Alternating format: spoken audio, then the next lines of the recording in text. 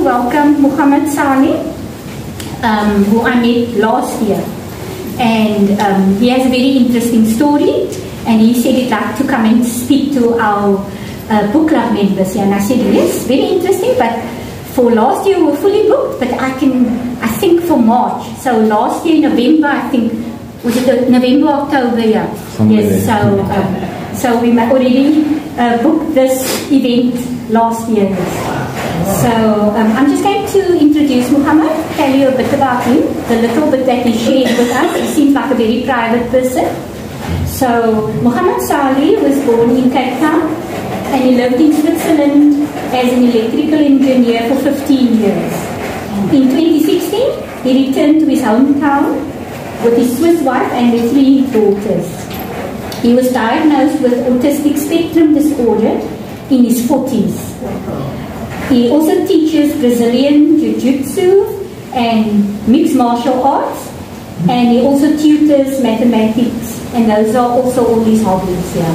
So without much further ado, I'm handing over to you to tell us your story, Muhammad. Thank you. Thank you. Please like, share and subscribe. I don't actually know where to start. Sometimes I like a question, or is there a question that something particular anybody wants to know? Should I just start general? Just talk. Yes, I thought autism started in childhood. Yes. So how does it start when you're an adult? Okay, it doesn't start when you're an adult. You always have it, but it's just that people pick it up when you're an adult. Because in the past, when I was a kid in the 70s, coming from a colored, oppressed family, my parents didn't have money or anything, so there wasn't a lot of information about the autism spectrum, so they didn't know. And even only in the century, I think, the last 10, 15 years, people started to realize that autistic people are not just those like Rain Man. There's a whole spectrum, so you've got a whole range of them. So that's why I only found out later when my wife noticed that there's something strange about me.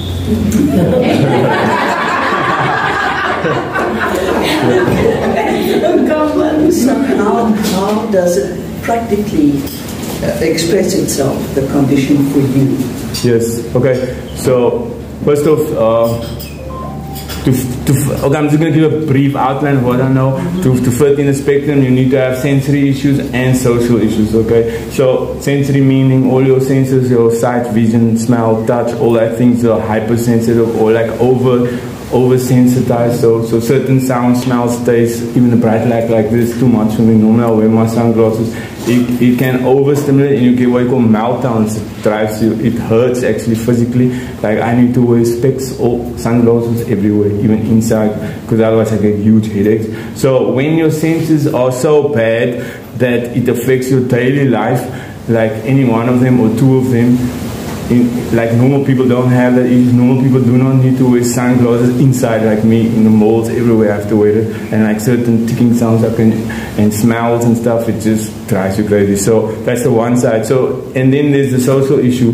The main thing is that from my side and what I've heard is that I cannot read, I can't know what other people are thinking. It's very impossible for me to put me in someone else's shoes. So that thing was do unto others what you want them to do, and it doesn't work for me because I have a different value system. My whole social structure is different. I cannot read, basically the main thing is I cannot read like stuff that's not clear 100%. So sarcasm, jokes, things like that, I don't catch it unless I know the person. And then maybe I'll get it, but most likely I won't get it. I'm married 23 years, I still don't get my wife's sarcasm and jokes, and it causes huge issues.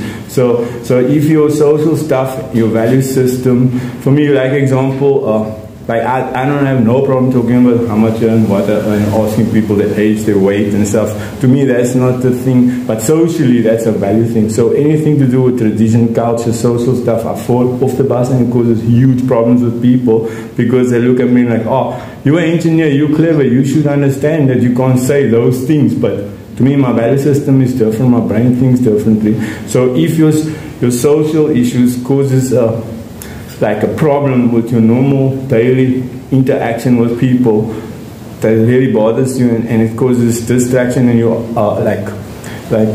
like an alien, you don't feel connected wherever you go, then you have that plus the sensory issues, then you're most likely on the spectrum. So how does it manifest? The question was, in life, look, from my side, I do teach martial arts and I can do engineering and all that, but that's a specific task which is my special interest, which I can do and I'm very interested.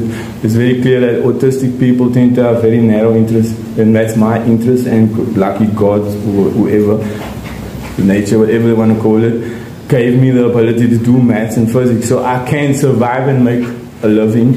But when it comes to any social interaction, like for example, I have 4 brothers, 1 sister, none of them speak to me for more than 20 years. I don't have anybody that WhatsApps me, contacts me ever. So, because people just avoid me because I can just talk about my stuff. And I do, I'm married and all that, and in the house it's quite complicated. But we have 2 daughters that's also autistic. The one was officially diagnosed last year. The other one we will do sometime soon, but we know. So yes, it causes huge social disconnects everywhere. Thank you for the right. Hello, at least load shedding has some positives. I can't handle that. Just as a follow-up, did it assist you for yourself as a person to actually have it officially diagnosed and understand yourself a bit more? Okay, so that's an interesting question. Why? Because first I never realized it, didn't know. And funny enough, when my middle daughter was baby, I said, oh, she's autistic, but I didn't really know what it was about, because she did like the typical kind of stuff, like it's quiet and then, but for me, I didn't know. But I knew I was always the outsider everywhere. If you look at my book's name, Alone is where it's like a lonely guy, whatever, doing my own thing. So I used to think people are strange and just not thinking right, and I just kept quiet and didn't really say much. Or when I said stuff, they would like, oh, you crazy guy. And I'm not like a weak, I was physically good. So not that typical autistic guy who is not athletic, and I was very athletic, and it's one of the things I like doing.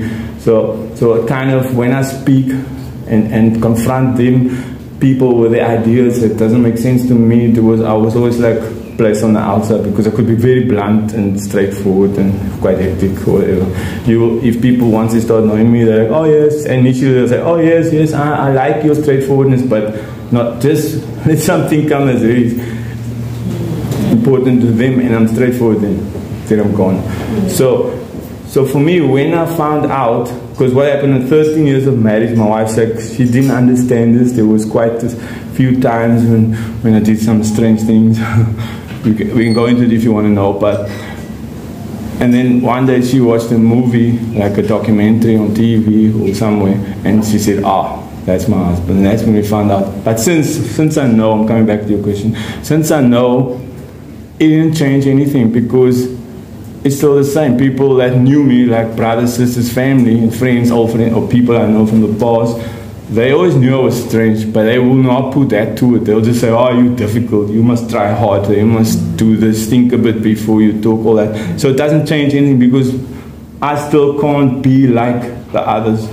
In what's important to me is not important to others, like small value stuff, like I mentioned earlier. So what actually changed? Nothing. I just know now why the disconnect, but socializing is the same. It's still a problem, it's still an issue, because whenever something small that's very personal and I hit them with my honesty, and then or they do stuff to me which I don't like. For example, they make jokes and I don't get the joke, and I'm like, why you make a joke like this? Oh no, you should know, that's just a joke. Can't you understand what she's thinking? No, I can't. It's not a joke. And then it's like, oh, just use a little common sense and don't be so irritated for nothing. Just try a little harder. So it doesn't really change anything. But I know it now. I can see it in my daughters. I can try to help them, because my older daughter is quite similar. The middle one is more quiet. He doesn't, say much. But she's also been diagnosed, so she can get help from the university and all that because of that. So no, the question is, it doesn't really change. You just know why you don't connect. Can you talk about chicken legs? Okay, I'll ask you a question next. Okay, so what do you want to know about chicken legs? Why I wrote it? Why chicken legs? Okay, so She was quite hot here, sorry. So I was very down, and I gave up on the psychiatry. And people say, if you think of, like in the past, I mean, I get down in it, but I still go forward. It's my nature to go forward, to find a way. So I thought, okay, when I was not till 18, I was in a happy place. I was looking forward to life. And I had my mother and my father, and my mother is my main thing, you know. If you read my book, it's mostly an ode to my mother and my father also. But so that's when I had lots of hope to do things, to come out of apartheid and become something, and fight this whole system or whatever, and make me something. So I thought I have to think, what did I do then so I can apply it back to this depressed state? And so thinking about it didn't work, so I thought, no, I must write it down. So I started to write it from the start. Like, I'm very systematic as an engineer, as an autistic person. I like very deep. I can go into the stuff I'm interested in. I can really push it like crazy. So that's the main thing, to write it down, to see why, what kept me going. So it was for me, it wasn't for people. What kept me going, so I can apply it as an adult. The second reason I wrote it was so that I can have a history or book so my kids can read it. They didn't grow up here, they grew up in Switzerland, so they can understand what I went through, because their life was totally different to mine, and then one day they can read it and see, my puppy, he did this, he lived like that. So I wrote it for them. So that's the two reasons I wrote it. Does that answer the question? Chicken legs. Why the name? Okay. The name is because when I was 4 years old, I had an accident. My cousin, I don't know if it was an accident or what, but he said so. He was making a fire and he threw petrol on the fire, and the petrol flamed up, and he threw it on my trousers, and so both my legs burned. I had a corduroy pants on, it melted into the skin, and all the ligaments was cramped up, and so I couldn't walk for about a year. I had to attend hospital and therapy and all kinds of stuff. So when I was 5, 6 years old, like the burn part was gone, but the scars remained. And then when I used to wear shorts, the children and some children used to say, oh, look at his ugly legs, you look like a chicken legs, it burnt chicken, bright legs, you know, and a leprechaun and all that. They used to be really nasty. And even adults sometimes like, oh, what happened to you? What is that? And I didn't like every time hearing this. So that chicken legs thing bothered me, made me embarrassed. So I said, no, I'm going to use that. I'm going to become physically fit. I'm going to get flexible. I'm going to get clever. I'm going to do my schoolwork. So I'm going to be that fit guy with a leg. You don't want me in your games, I'm going to be better than you. I'm going to run faster than you. I'm going to go and be better in school. So it drove me. So that's why chicken legs, because it drove me. It was a crappy thing that happened, but it did drive me. So I don't know how my life would have been without it, but it is like it is. So that's why the name. Sure. Just wanted to thank you for being so open, honest, and giving us a nice picture of your struggles as you grew up. I've never met, I don't think I've ever met a writer that's on the autism spectrum. I've only met many children that struggle with academics today. So my question is just a short, simple question. When you were writing this book, how long did it take you? And how was your focus when you were doing it? Like, you said now earlier you're very regimental, so did you like sit for 3-4 hours a day, or just like the process of actually getting through the book? Because there's a lot of people who want to write books, they don't know how to go about it. So okay, so my process of writing, okay, I need to explain it, I need to talk. Concentration, yeah. Okay, so just need to think of, say some other things first, because I never wrote ever. Must remember me, I'm an engineer, mathematical. Okay? So writing is not my thing. But when I lived in Switzerland, some people asked me over email, how come we're here? So I sort of wrote it down on email. And then I explained a little bit of the story. So I kept that. I was in 2001, but it wasn't about this, it was other things. But that got me started to write things, because those people that read it thought, they like how it's written, was unedited. You know, so over the years I started to think about, especially the part where I got burnt. I wrote that down many years ago, like just roughly, because I think it's really a very crucial part in my life. Okay, so that was written maybe 15 years ago, like, but maybe just like 3 pages.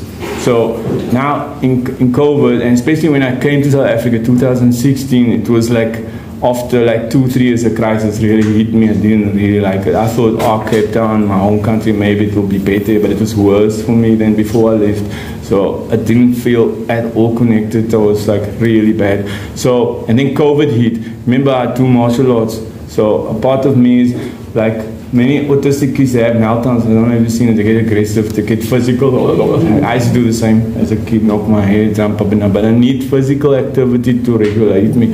And martial arts is that thing for me. So I always done that. And when COVID hit, we couldn't train anymore for 2 years, and it was, whoa, now I'm in a bad panic. So I needed to do something else. So that's when I started focusing very strong on writing this book. So that was during COVID. So it took, besides that piece I wrote at the start, the rest took about 2 years to write and to organize.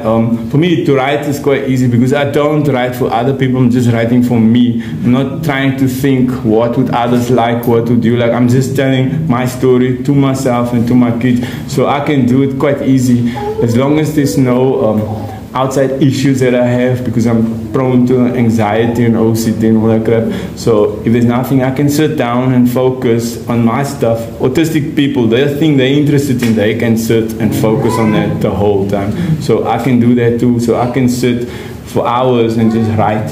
And then I would write, maybe sometimes I'll write 10 pages in like one day, and then I'll just go back and edit it afterwards. And then afterwards, when it was all done, obviously by the editor to do the editing and all that. So does that answer the question? Thank you. Okay. Any more questions from me? So, you're saying that the children have, in order to self-regulate themselves, they have these outbursts. Does it get better as they grow older? Mm-hmm.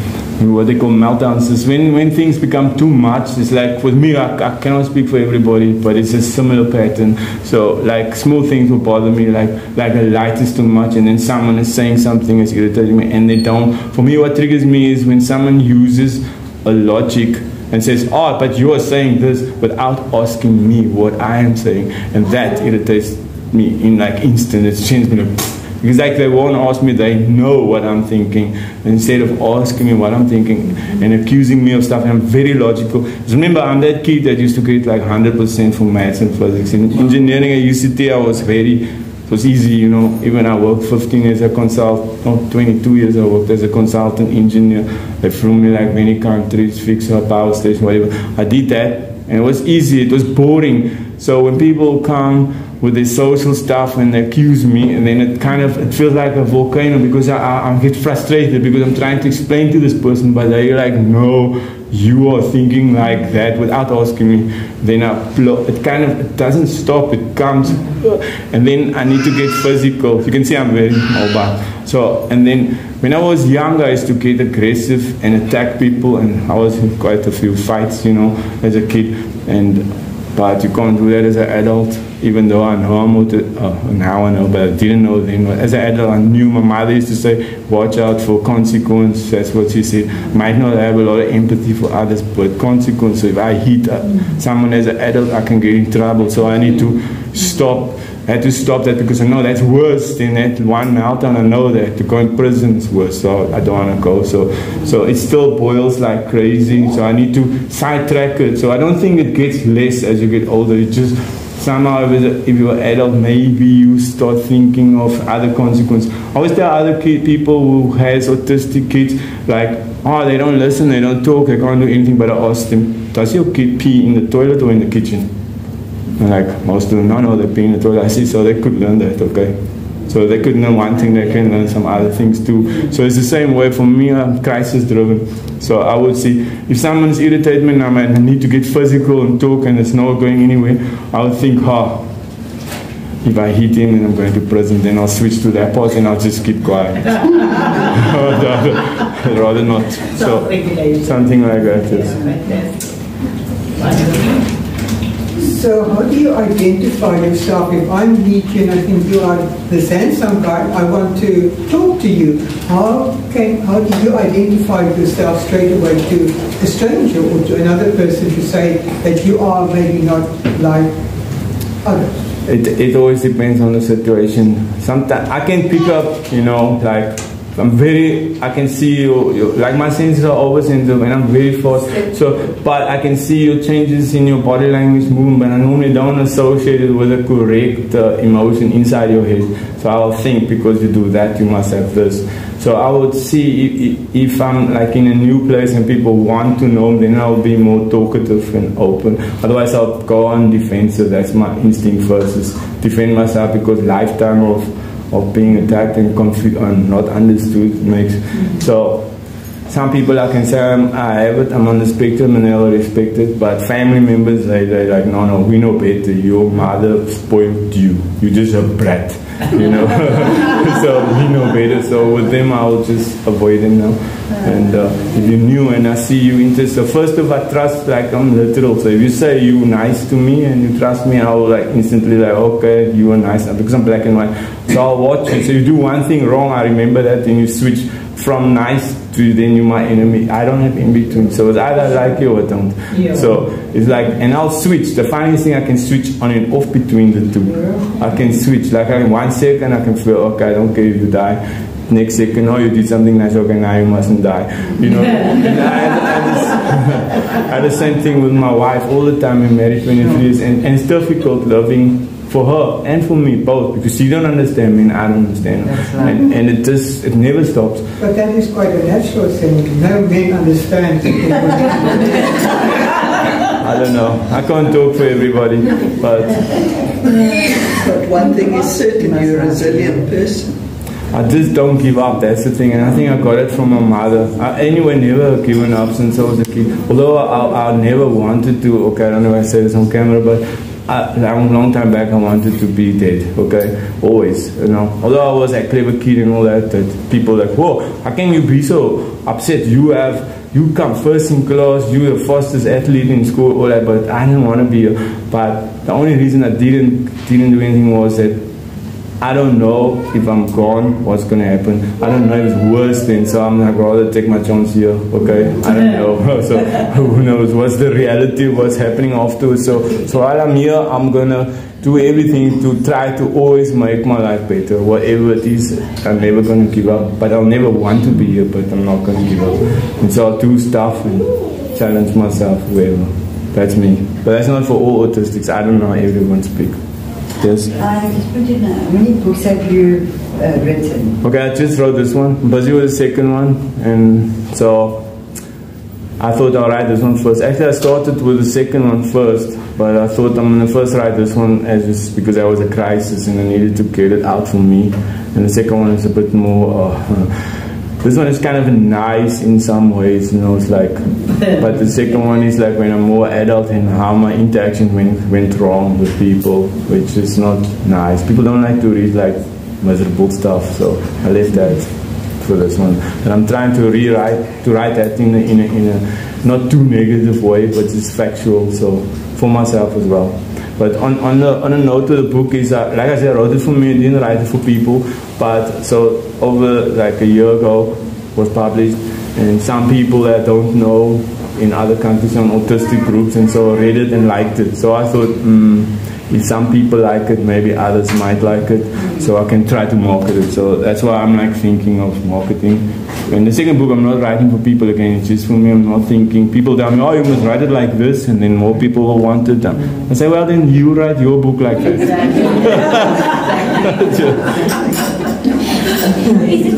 Is it true that you can't forget something? No, that's not true. I can forget. It's not. You see, the spectrum is different for everybody. Some people, you know, have high IQs and some have low IQs. Some can remember, some can't remember. But you must remember, the first thing I spoke about was the sensory issues and the ability to understand what others were thinking.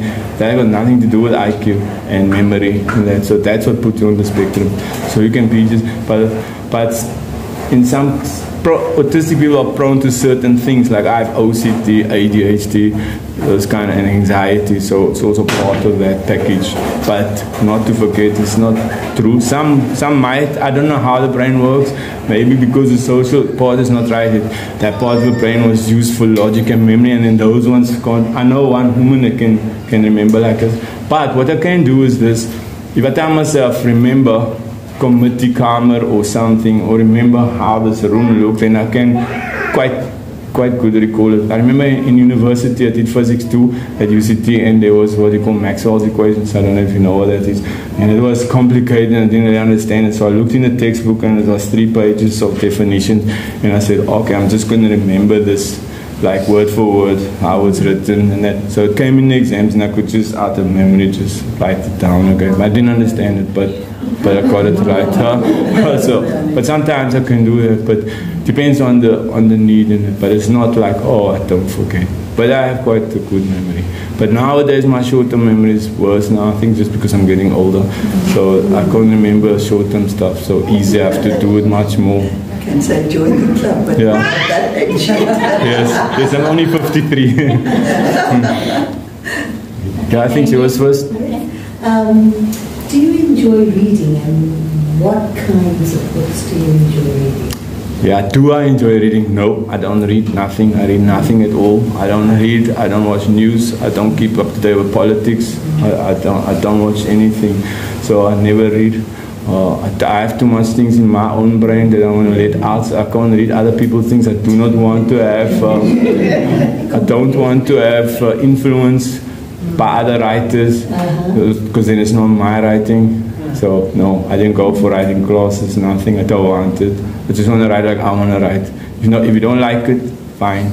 If you like it, cool. If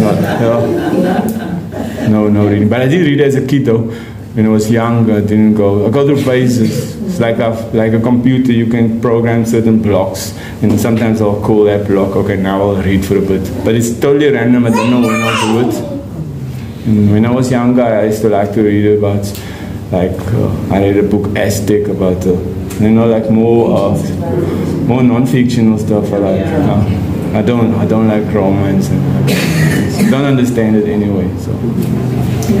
Well, you're married for 23 years. Yes, I'm married because she has certain things that I need in how do I say that? Partner. I don't know. It's not like a partner. It's like I see the world strangely. Okay, it's like people think that's bad and sexist and all that, feminist and all that stuff. I don't understand all that definitions. But for me, it's simple. I need a female for certain things, okay? The body is nice, the body is soft, you can talk, you can do things, you can go around, I can talk to her. So, she can cook. No, the cooking is not a big deal because I can cook. I will tell her, if she can start cooking and stuff, I like then cool. But mostly, even now I'm on a diet, I cook most of my own stuff. So I don't need her for that. I need her for the things I need. And whoever fills that thing is cool, I can be with that one. So if she falls off that bus, then she's gone to, like my brain just switches out. But it didn't happen, so she always comes back. I think Verna must actually arrange a meeting here for us with your wife. Oh, my wife. She talks to us. How is it living with you? Yeah, no, that's what it's everybody that know, or like the few people that know us is like, whoa, that's the only person that can stick it out with you. I was like, well, that's how it is. I have that one. And I didn't go and fetch her because I do not know how to, like, I don't know what they call it. And when I grew up in Cape Town, in the colored community, they used to say you must bowl a girl. I don't know if you understand. And that's a concept foreign to me. I never understood it, never worked. Every female I ever approached didn't want me. So she came to me. She must have liked something she saw, and then that's it. But I would say, okay, you fit, that can work. And some others came to me and said, okay, that don't work. It's okay, bye. Okay, Damien wanted to ask you a question. Yeah. Now that you've written the book and that you've been back for a couple of years, do you feel more at home in Cape Town than with your family? No, okay, no. It's worse. It gets worse with time. So no, don't feel at home. Never felt at home in Cape Town. Never felt at home anyway. So for me, when my parents were alive, they dead for long now, since 2008. My mother died, father died 2006. So while they were alive, I would think that home was where they were. Yeah. But I didn't. But I was away from them since long before that. That's the strangest part. I was so close to them, but I could leave. because I knew they were there. That to me was home. But otherwise, home is more or less where my wife and kids are. And in the house, I'm okay. Outside, it's never okay. It doesn't matter where I am. I don't feel connected to nobody. It's difficult. So no, don't feel it. It just gets worse. I see more and more stuff I don't like. So one book is a fictional book about the unbalance in Cape Town, so I'm busy with that. Would it be possible you could read us a little snippet? Because just Okay. the other style of writing. Yes, no problem. So would I do that now or later? Okay. Is there a group likewise that you can meet, or do you ever, or does that not really work? So there's autistic groups which I'm involved with, where I'm connected to in Cape Town, and some online groups, and so we'll chat and talk in there sometimes. But even autistic people like me, we have our specific interests. We might think in a similar way, and then we can understand it, but it doesn't mean we always like each other. So it's like normal people. And when the disconnect happens, it's much stronger with autistics. Because they're very particular about what's their interest. No, it's like that. When you list the things why you need a female, you are just like all men, aren't you?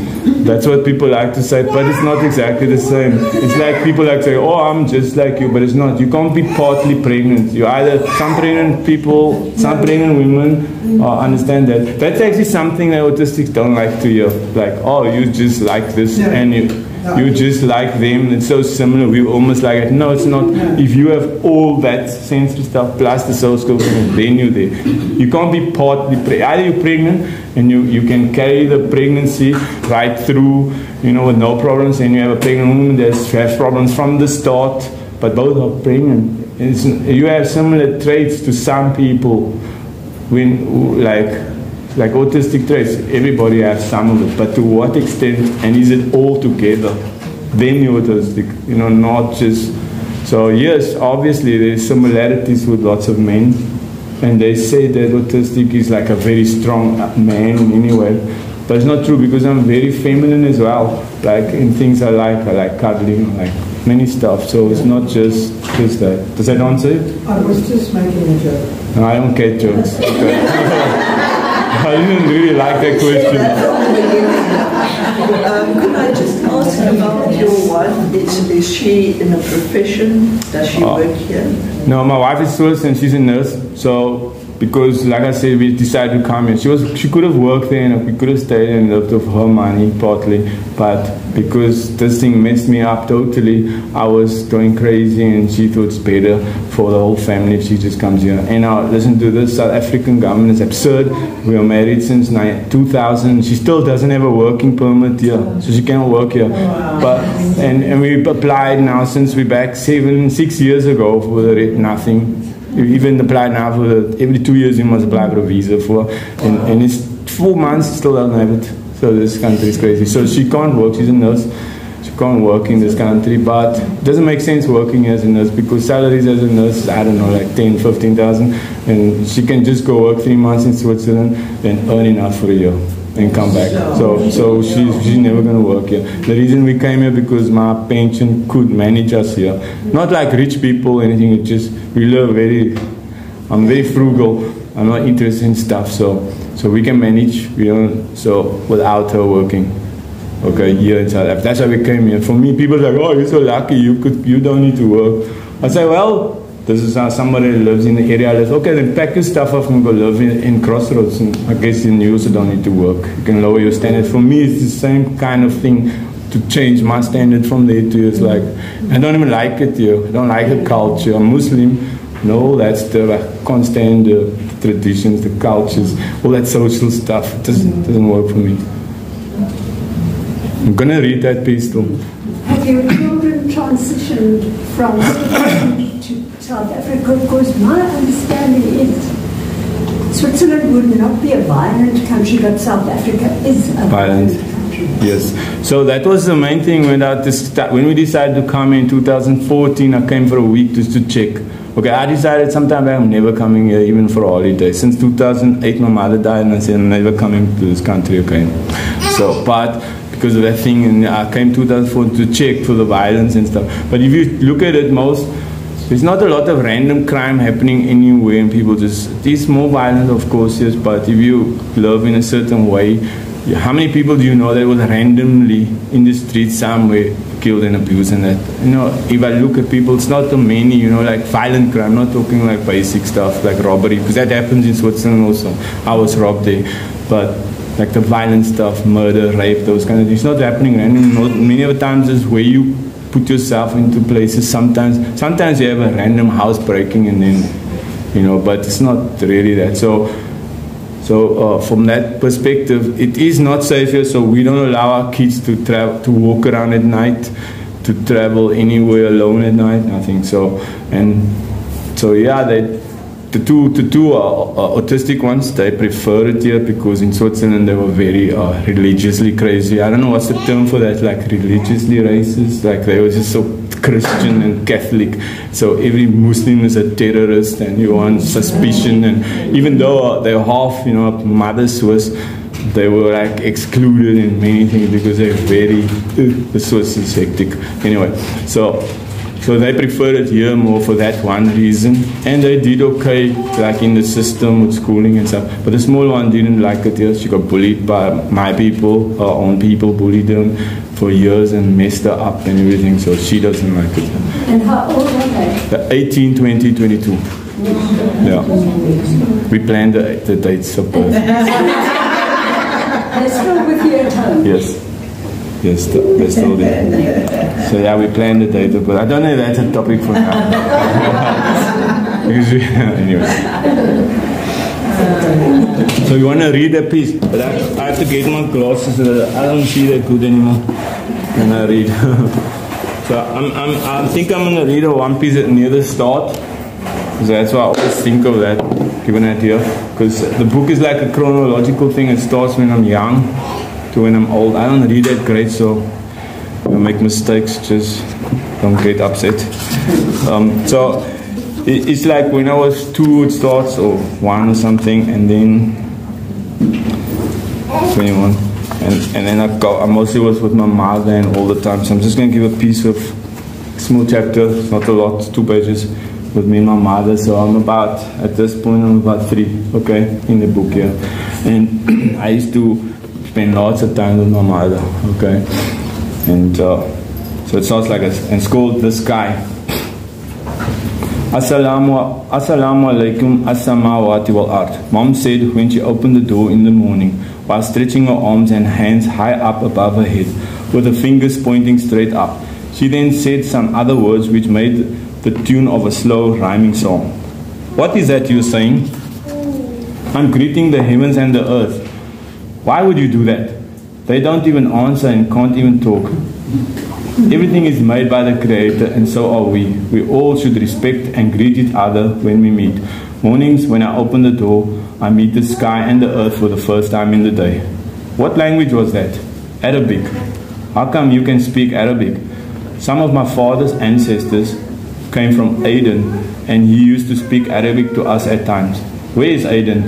It is the south of Yemen, which is on the Arabian Peninsula. Wait, let me get the map, then it's clearer. She could see M looking puzzled, else he would barrage her with questions before she could even give one answer to his first question. Little Emmy, slowly, and you still will get there, she said patiently. Where are your other ancestors from? My mom's paternal side was Cape Malay, descendants of the slaves from the Dutch brought here. On her maternal side, she has one grandfather who was a Turkish man who came on an English ship to Cape Town after 1834 when the slavery was abolished. He met his wife who was English on that ship. My father had shops and huge land. All the cousins used to visit us. Then we would ride with horse and carts and play in the trees. Once when I was young, I fell off a horse cart while racing and lost most of my front teeth. I was a very active child. That must have been painful. So your teeth did not rot away. I see many people with missing front teeth in our community. What happened to the shop and the land? My father was the local imam, and he came with inherited money from Aden and started the shop. He was very generous and used to help all his family. This is why everyone always came to our house. It was not just play. Over the years, he gave most of his assets away. We used to live in Newlands, and during the Group Areas Act, the government forced us to leave those areas and gave no compensation for it. Can't we get it back from them now? It does not matter. We will eventually get it back in a better, more lasting way. This puzzled M. The Creator is a planner and is fair. Everyone will get what they deserve. If not here, then later in another world. In that place, they will get much more and other things you can't even imagine now. Another world? Where and how can I get there now? Now, I want to get everything I deserve now already and more later. Slowly, my boy. We will all get there in good time. Just keep being a nice boy and do what is right. How come some get so much and are not even happy and still treat others with less badly? It is the way to test them with things. God gives them a rope to see how they will tie things up. Some eventually hang themselves with it, and others use it to tie their horses and help others with their horses, stopping them from running away or getting stolen. It's maybe easier to get a smaller rope, then you don't have to worry about what to do with the extra pieces.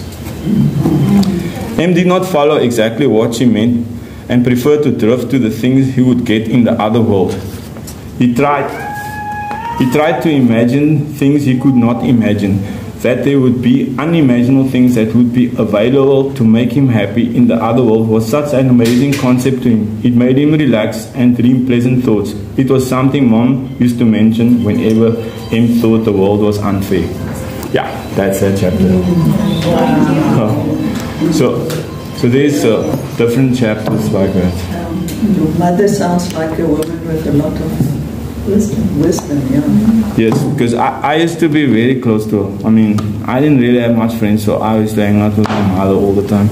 And even when I was older, I always went with I was that kid that used, you know that movie, The Mummy, with the Egyptian mummy. I told my wife before that, I'm going to the movies with my mommy to watch the mummy, and I was 27 and I used to hang out with her and go to the movies, whatever. So yeah, so I really missed her when she died. That was quite traumatic. Yeah. Anything else? What about your dad? My dad is also in the book, and he was more the practical man. I think I get my mathematics and engineering from him. He was very good in mathematics, so there's a lot about how he worked. My father was a very honorable guy, and he was taken out of school when he was in grade 7. That was his last year in school. His father was sick, so he was removed and he had to work. And the weirdest thing was, and I told his aunties, and I told him this, he has other brothers and sisters who was born after he was removed from school. So, and they went to matric. So I was like, how can somebody take a kid out of school, make them work for you, and they have more kids and he must work for them? So my father was always, his whole life, he tried to kind of please his parents and his mother, and always he needed to give them everything we had. But we didn't have a lot. I mean, he never owned a house. But he was a hard-working guy. He trained himself as an electrician, but he couldn't get papers because you need a matric or something to get a license, so he was always underpaid. But he taught a lot of people, and he was very proud. And he always used to say, don't ever be a beggar, you know. Rather go and ask if somebody, if you can do something for them, for, you know, work for the money and do that. And so he was very proud of it. So my father taught me, like, since small, I used to go work with him, like electrical work, like electrician, and fix plugs and change lights. And I think I can do that since I was like 10, 12 years old. So he showed me that. In the book is a lot about that, and how in the first chapter starts with him when we go to driving, and the second one is when we used to go to collect. My mother used to sell Tupperware. I think a lot of colors do that. She should know. No? I don't know. I don't know. I think a lot of white people. I don't know the white community. I'm gonna say that again. I don't know white people, okay? Because I didn't grow up in our community. We never met, and I was away 22 years and I didn't meet anybody. I still don't know any white Cape Townian people, so I don't understand their culture. I don't know what they do.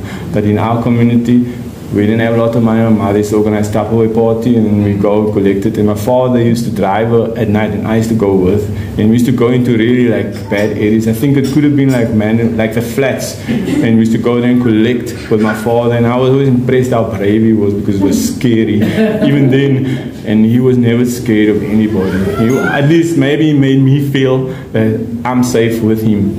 So he was that tough, honorable guy. He always said, I never took one glass of wine, never smoked any dope. I was like, he was a tough guy. But he didn't do those things. So he forced, not forced, but he encouraged us and my mother to study. So if you look in our family, I have about 60 cousins, and so we total about 60 both sides. And in the whole family, there's 5 people that went to university. 3 of them was me and my 2 brothers and 2 other cousins. So 5 out of 60, and 3 of them from our family. And it was just sad, because it shouldn't be like that. But just to show how dedicated my parents was to that. Wow. You mentioned that you're Muslim, did your wife convert, or is she not religious? My wife is actually like a God person since she was small. Okay, so she grew up in Switzerland. I don't know if I can tell a story on it, but I think it's okay. There's nothing private. So when she grew up in Switzerland, a little village, a very Catholic village. So the Catholics, more 2,000 people, and the government arranges what school you go to in Switzerland. So, and all the schools are Catholic schools there, and they had to go to Catholic classes, like we are Muslim school, Sunday class, whatever it is, like the religious study. And then the priest used to talk about the Bible stuff, and she always used to question the priest, and she was never happy with their answers. So at 13, she told her mother she's not going to, she's removing herself from the church and the whole Christian thing, because she believes in God, but she does not like over the years the answers they give her. And so the mother had to get special permission from the government, from the area, to remove her from the Catholic classes. So she was the only kid, 13, that was removed in the whole village, so everybody knew. Wow. She just gave up. She said she's stopping. So, but since she was 13, she never gave up on God, but she didn't know about Islam. But she started to, look around at things. Always kept that in mind. Didn't actually know, but when she also met some people in Europe that were from parts of Africa that was Muslim, and she liked the principles of it. And when she met me, it was never for me. I'm not a good example of a Muslim, but it's because I don't follow a lot of rituals.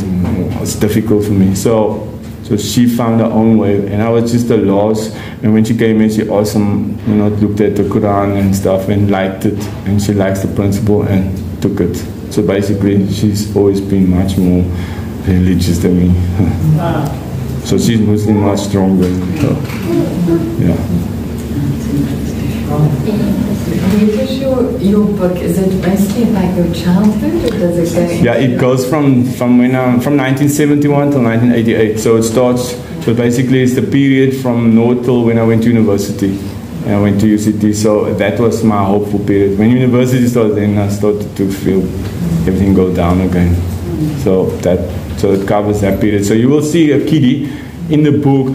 Like it starts with cute stories like with his mother and stuff, and then slowly at that point, he doesn't understand.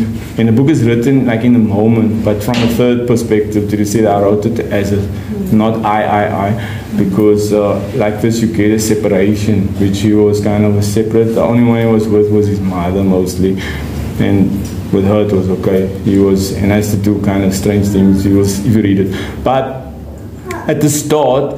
He was very, not happy with the situation that you have the whites, the colors, blacks. He just noticed it, and he just thought that that's how it is.